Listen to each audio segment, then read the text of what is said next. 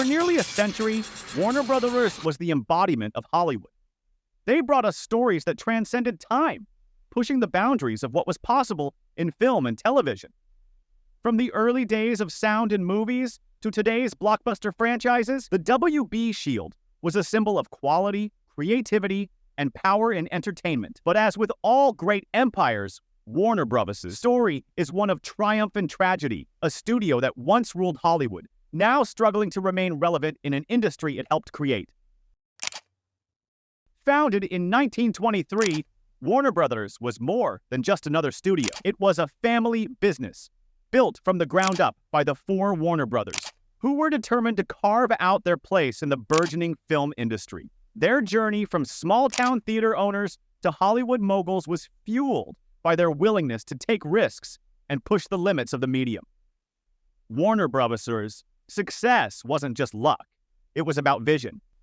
From The Jazz Singer to groundbreaking films like Casablanca and Gone with the Wind, Warner Bros. Quickly established itself as a leader in both innovation and storytelling. You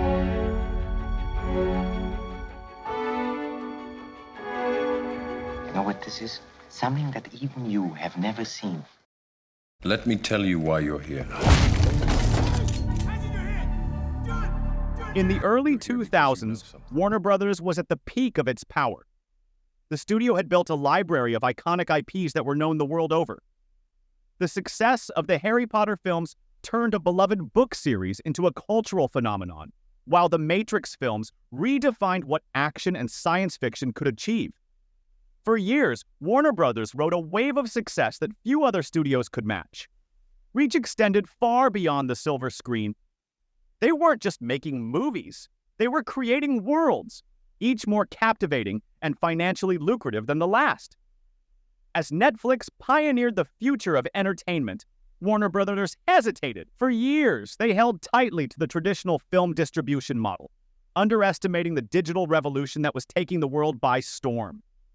By the time they launched their streaming service, HBO Max, it was already too late to compete with the likes of Netflix, Disney Plus, and Amazon Prime. Streaming wasn't just a trend, it was the future. But Warner Bros. Couldn't see it. By the time they launched HBO Max in 2020, Netflix had already cemented itself as the go-to platform for millions of viewers. Disney Plus had launched with massive success, and Amazon Prime was investing billions in original content. The merger with AT&T was supposed to usher in a new era for Warner Bros., combining content with distribution. But instead, it created chaos. Creative decisions were delayed, leadership clashed, and the once reliable WB brand began to falter under corporate pressure. The DCEU was Warner Bros.' chance to go head-to-head with Marvel. But instead of success, the studio's lack of vision and leadership led to chaos.